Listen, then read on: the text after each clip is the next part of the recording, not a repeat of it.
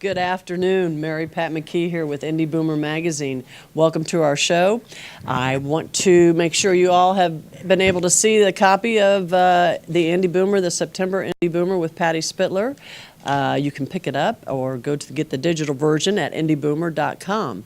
Today I am sitting here with Vince Catania. Catania. I said it pretty close, didn't I? Vince is, well, tell him, what do you do, Vince? Okay, I'm a partner in a firm. It's a fee-based financial planning firm called Retirement Counseling Services. And what we do is our main focus is on retirement issues, both retirement income issues and then lifestyle issues when you're in retirement. Okay. Well, I know one of the reasons that you're here is you're also with an organization called Next Steps Beyond 50, which I'm very familiar with, and you guys are really, I like what you do. I like your approach. Kind of explain, you've got a panel of folks that all have different... Yeah, we have a group. There's I believe 6 or 7 of us right now, and what we did is we're all professionals that work with baby boomers and seniors, and we've just felt like there's a lot of people out there looking for questions and don't know where to go for the answers. Exactly. So what we did, we put together, it's a speakers bureau where we do free speaking on different topics, and we've got people in a number of different occupations. I can go through each of the occupations. Sure. I mean, real quick, maybe, the different areas that you guys cover. Sure. We've got somebody who does, an attorney who does elder law. Okay. Somebody who does geriatric care management. Sure. Both before a parent or somebody in your family has to have attention, or later once they're actually working with the doctor.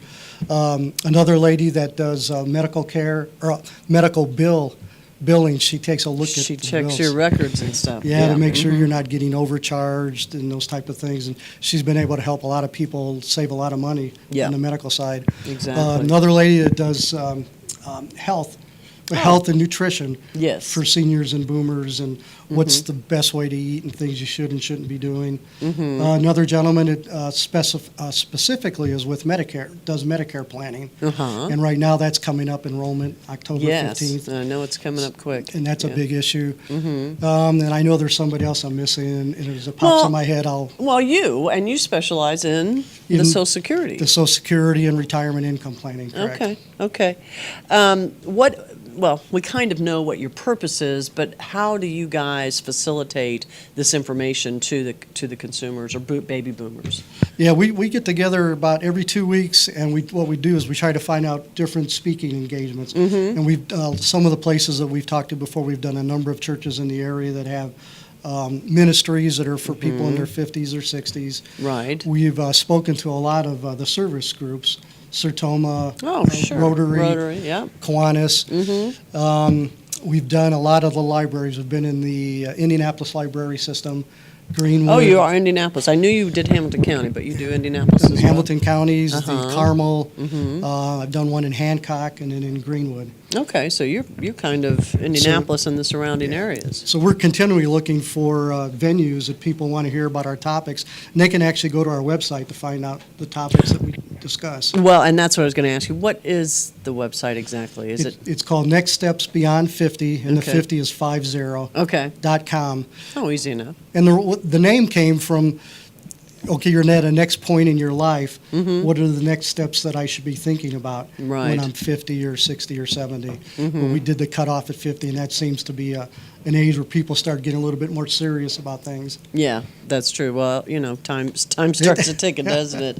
Let me see. I have to put my glasses on because I am a baby boomer and I can't see very well. Oh, this is something I wanted to talk about too. What are some of the topics that you guys cover?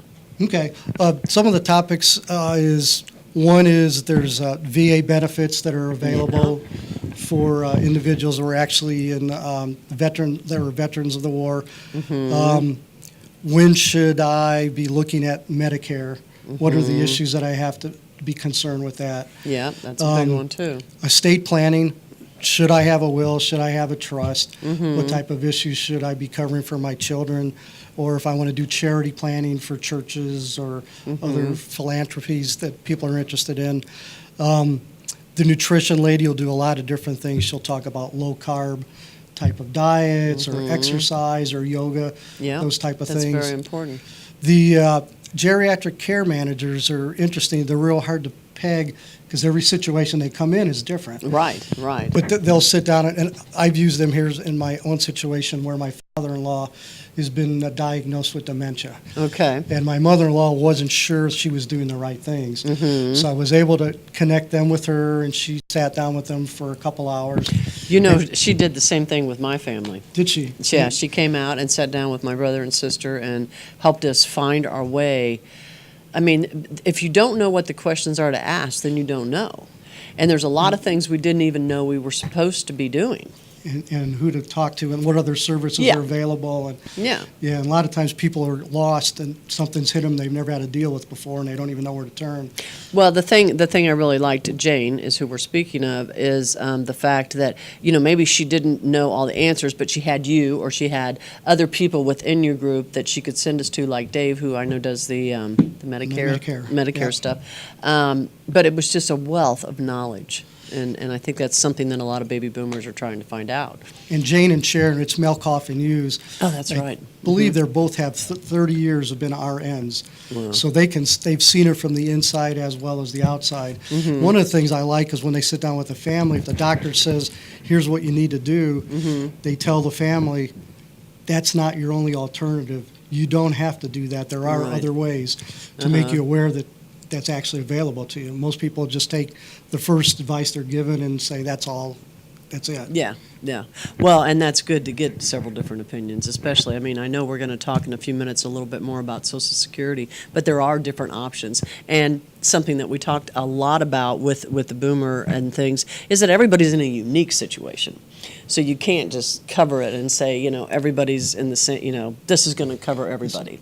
Yeah, that's exactly right. There's no two situations are ever the same. Right. You know, the other thing that's interesting is that a lot of baby boomers are finding this information out for their parents, but then they're also, I think, in the back of their mind thinking, I need to remember this because, you know, 20 years, it goes so fast, as we well know. Extremely quickly, yes. Well, and the other thing, too, that's interesting with your group, you're all baby boomers. Yep. That are in the We're group. all baby boomers, that's right. So it's We've all coming been in from the- business at least 20 or 30 years, so we've got beat up a little bit. And Yeah, it's coming from the mouth of babes, so That's to right. speak. So how do they contact you? I mean, if they go to the website, can they see where you're going to be and what you're doing? Yeah, if there's a group that would like to have us come in and speak or talk to us about the topics, they can just call me directly, Vince, and my number is 317 Okay. 472 9336. Okay. And then we'll reach back out to them. Yeah, it should be up on the screen as well as if Oh, okay. people are trying to receive that. Well, no, I'm glad you said it. Yeah. I didn't mean it that way.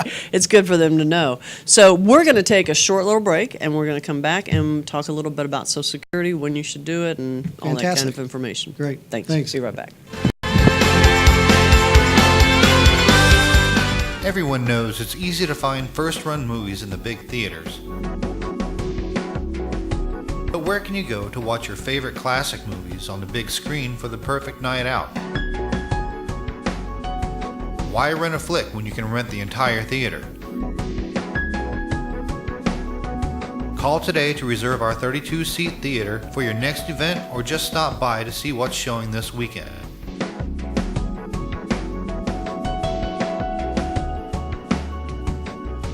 The 14 by 7 foot screen and the high quality digital surround sound system offers all the amenities you would expect from the big theaters, with a laid back atmosphere and comfortable seating of your own home.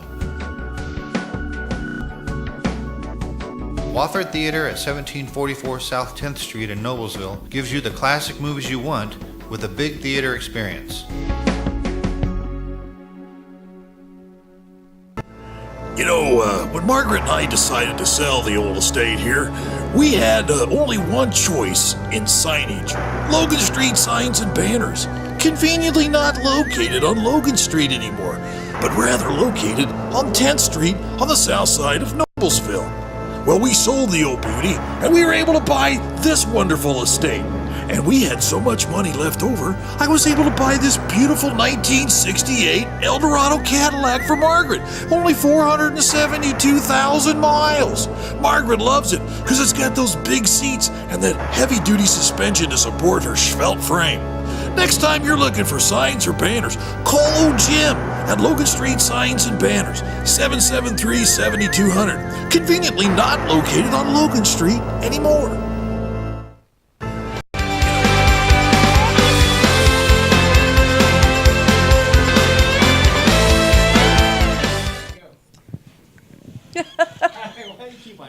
Are we back?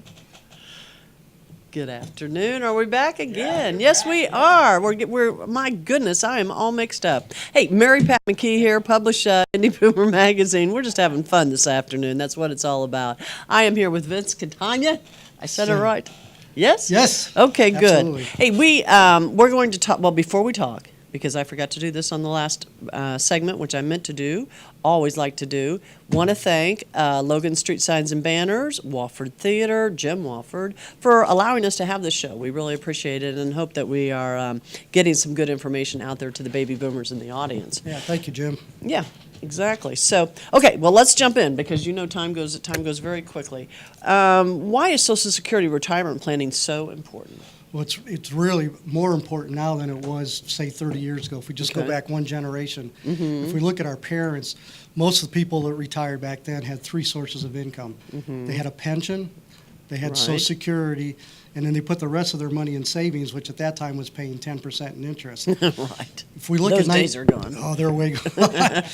And if we look back in 1983, 70% of companies had pensions. Today, only 17%. Really, I And did that not know number's that declining rapidly. I've actually had 3 clients this last week come in and companies saying, we're getting out of the pension, we're going to offer you a lump sum. Yeah, So there's one big stream of income that's gone. right. The other thing is Social Security, it's a big financial number. You have to think of it that way. It's the only lifetime guaranteed inflation protected source of income that most of us will ever have. And Do you think we'll get it? Yes, that's a good question. Yeah, Okay. we're going to get it. Okay. It's a matter. There's a scare tactic that's a myth that's out there right now. Is Social Security going to go bankrupt? Right. And in the true sense of the word, it won't go bankrupt. Statistics are, and this has to be published once a year by the trustees.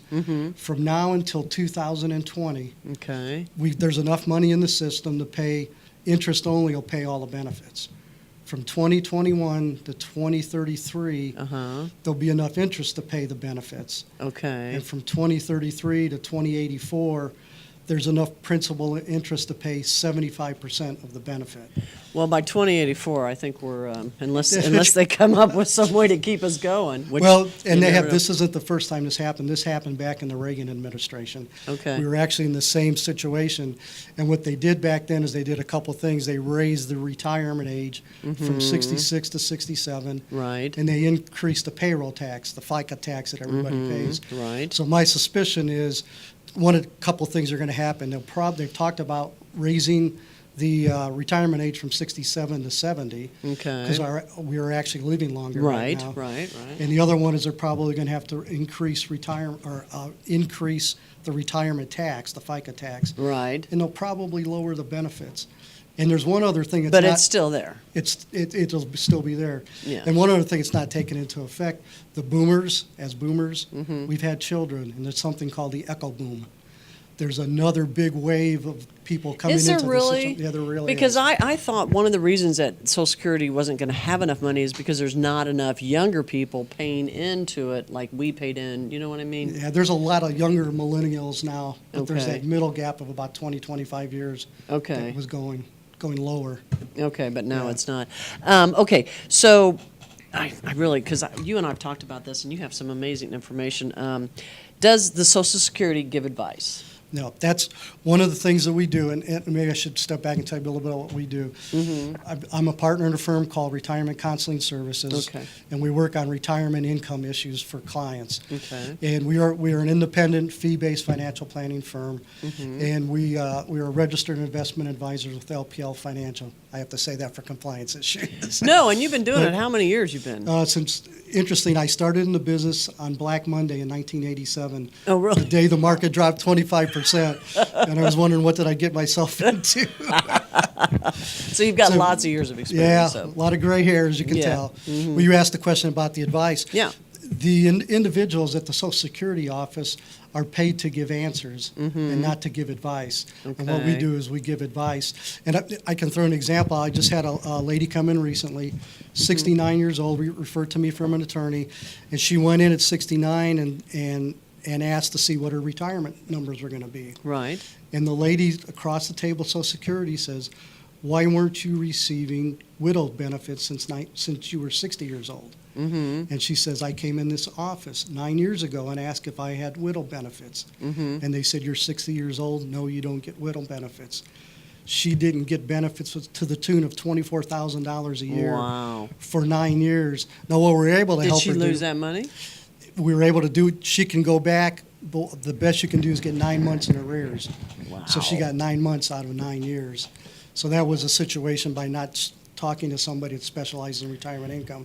Or Social Security. Because, you mentioned a minute ago that when our parents did it, they had the pensions and they got Social Security. But my guess would be is that there weren't as many choices maybe, because you've got different things that people should really be paying attention to. Did our folks have to do that? Or No, they usually just said, okay, I've got my pension, I'm going to retire today, I'm going to just take my Social Security today. Okay. And there wasn't as big a disparity between ages. Okay. As a baseline, if you say, okay, at 66 is my full retirement age, if I would receive $2,000, that was what I'm eligible for. Right. If you took it at 62, that number is only $1,400 a month. Okay. If you wait till 70, which is the last year that it goes up, that number would be almost $3,000. Wow. So if you can wait from 62 to 70, you can double Yeah, the amount your of lifetime. money. But it becomes a question at 62. How is your health? How are your finances? Those type of things. Right. What is your lifeline? How's your parents' lifeline, your family's lifeline, your health? What other income sources do you have? So there's a lot of issues you have to take into consideration, whether you're single, married. Yeah, and divorced or Divorced, yeah. yeah. So if somebody, just to go back to what you were mentioning on the widowed part, if somebody has been widowed before 66, right? They Yeah. should be. Yeah, actually, you can start receiving, as long as you're widowed and unmarried, you can go in and start receiving benefits immediately. Okay. Well, I don't know if we want to tell a lot of women that, so there might be Well, trouble. I guess the advice is, if you become a widow or widower, go see Social Security and demand to know what your benefits are. Right, right. Well, and then maybe also ask somebody like you, because if they're not, and I understand why they don't give advice, because they probably can't. I mean, that wouldn't be fair Right, to anybody right. to do that. But again, it goes back to, and we've discussed this many, many times, of asking an expert. When it comes to your estate or it comes to different things, ask somebody who does that every day, like you do. And like we talked earlier, everybody's situation is unique, so we have to run the numbers. For some people, it makes sense now, and some people it doesn't. Okay. Is it important for singles to plan Social Security retirement? It really is. It becomes an easier decision. Do I take it now or later? But here's a scenario that most people don't realize. At 66, if you say, okay, I'm 66 and I want to continue working, I don't want to take my benefits yet, Yeah. it behooves you to go in and file for your Social Security benefit. Okay. Yeah. And then immediately tell them to suspend the benefit. And what that does is, every year you work, that number ratchets up every year. But Faster than if you didn't do that? a minimum of 8% a year. Okay. So you go up, 8%'s a lot. and what it does, it's a little emergency cash reserve that can build up. Here's what can happen. Let's say if you worked from 66 to 69, and you found out you had a terminal illness or you had a big medical bill, you can actually then go back to Social Security and say, you know what, pay me as if I was 66, and they will pay you those 3 or 4 years in arrears, a lump sum. And now your benefit going forward is just as if you were 66 originally. Okay. But you may have $30,000 or $40,000 that they'll write you a check right then and there. And then if you don't need that, then at age 70, you've got the much higher monthly income for the rest of your life.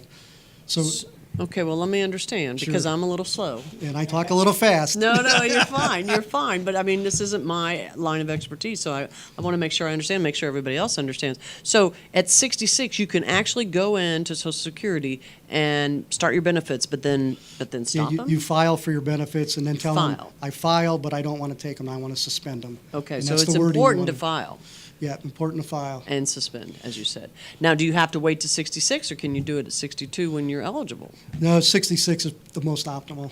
Okay, it is the Yeah. most optimal. Because Well, after 66, you can earn as much money as you want on the outside, and you don't lose any benefits due to taxes. There's a because penalty. you earn too much money. Yeah, between 62 and 66. Uh-huh. Every $2 you earn over 15,000, they take $1 away of your benefits.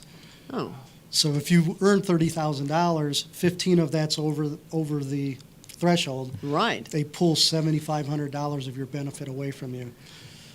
So a That's- $30,000 a year job may only really net you $18,000. Wow. Well, you better hope you are self-employed, at that point, because that's really some crazy stuff. But that's very doable for a lot of people that, people are healthier, and I think boomers are Live one of longer, them. and Yes, they're exactly. Taking what I call an encore career. Right, They leave what they're doing but find somewhere else to do something they love, right. where it's not a job, but it's a love. That's kind of like what I get to do. There you go. I love doing the Indie Boomer. God, I get to meet so many great people and everything else. So, Vince, I think you're going to have to come back again because we didn't even get halfway down our list. But so we'll check back in another time. I'll have you back, and I appreciate you being here. Thank you so much. Thank you. We're gonna see you next week, or are we gonna do another segment? Are we out now? No, you haven't said goodbye yet. We just said goodbye. You said goodbye to him. Oh, goodbye. Oh, yeah, say goodbye to Jim.